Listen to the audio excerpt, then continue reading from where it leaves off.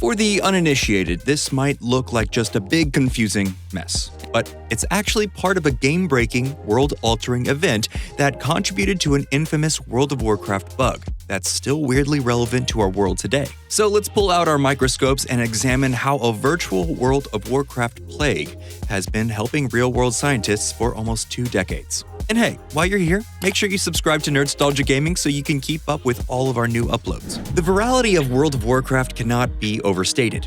At its peak, Blizzard's groundbreaking MMORPG infected 12 million subscribers worldwide with its addictive sickness. I'm logged on to an MMORPG with people from all over the world and getting XP with my party using TeamSpeak. Kicking off the early 2000s MMO boom, WoW was a critical and commercial success from the beginning. And it continues to be a genre juggernaut to this day, boasting more than 100 million registered accounts over its nearly 2-decade-long lifespan.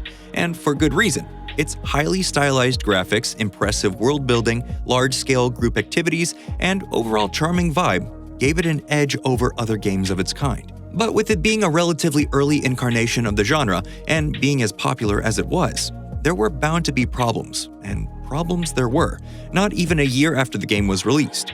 The day was September 13th, 2005. The World of Warcraft devs had just released patch 1.7, Rise of the Blood God. The patch added, among other things, a new 20-man raid called Zul'Gurub. Thousands of players logged on to enjoy the new content and defeat the raid's final boss, Hakar the Soulflayer.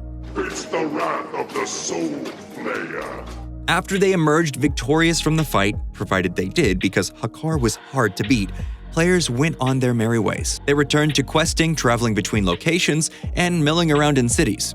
And then, it was the beginning of the end times.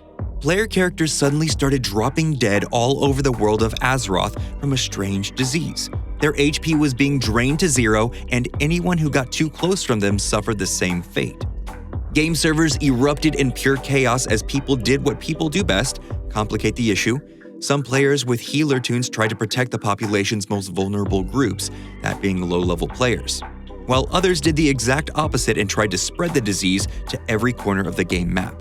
Capital cities became the most affected areas as players tended to gather there in large groups. It only took one player afflicted with the disease for it to spread to everyone in the area, so it was just a matter of time before the streets were literally covered in the bones of dead player characters. In fact, cities became such dangerous places that many were entirely abandoned. Players evacuated the densely populated city zones to find solace in more open areas. This turned the bone-laden streets into literal ghost towns and impeded the ability of players to actually play the game normally, as many resources and quests could only be found in cities. People would rush in and out of highly populated areas in a desperate attempt to see exactly what all the hype was about, risking their own safety out of pure curiosity. Sometimes they'd leave unscathed, and other times, their bones would be added to the heap. Meanwhile, in online message boards, people were sharing wildly speculative theories about what was happening, how it was happening, and whether or not the developers themselves were using the event as some kind of weird experiment or punishment. And some people who had never played World of Warcraft at all were laughing at the WoW community's plight.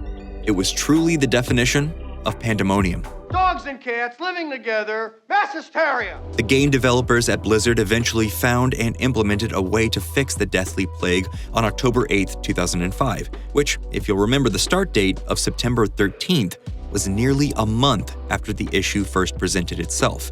In internet days, that's like an eternity.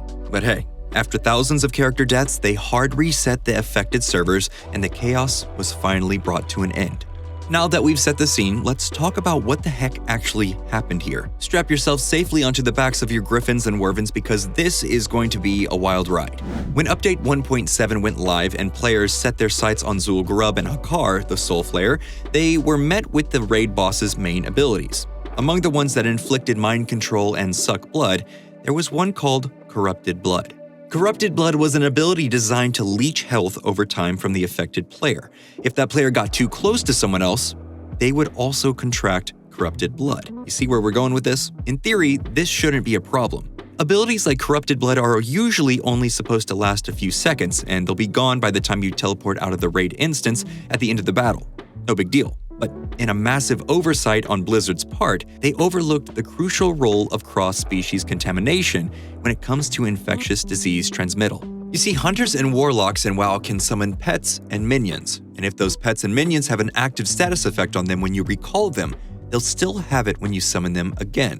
So, droves of players were teleporting out of Zul'Gurub after defeating Hakkar the Soulflayer and resummoning their pets who helped them fight him. And back in 2005, pets and minions were not immune to corrupted blood, and they had the ability to spread it not just between themselves, but to actual players.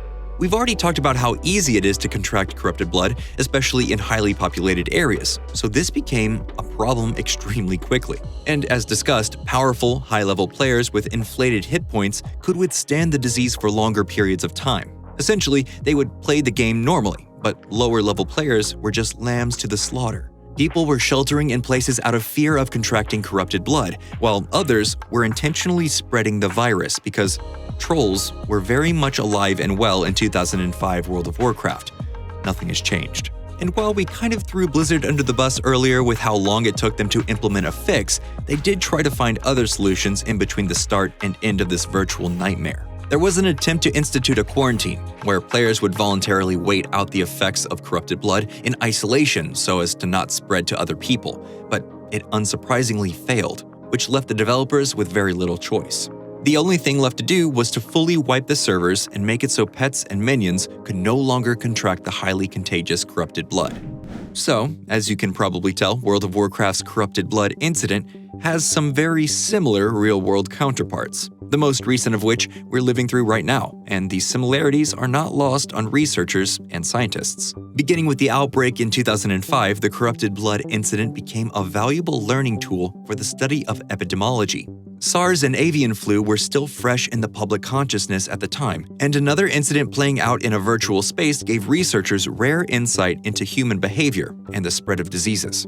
And in fact, many of those who originally did research on the corrupted blood incident went on to apply what they learned in 2005 to our current situation almost 2 decades later.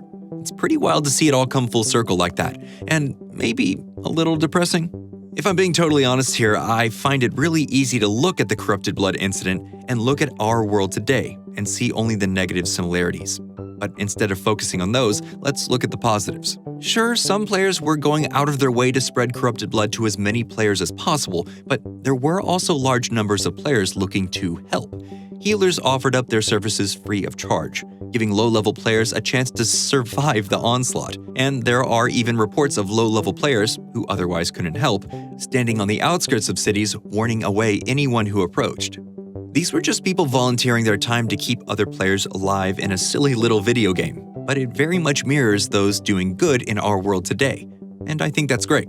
And knowing the accidental virus ended up doing actual good in the study of infectious diseases, well, that just illustrates the real-world impact of the World of Warcraft plague. That's all we have for you today. Thanks so much for watching all the way to the end. If you've made it this far, be sure to let us know. Were you around for the corrupted blood incident? Have you ever experienced something similar in another game? Leave us a comment, and while you're at it, be sure to subscribe to Nerdstalgic Gaming.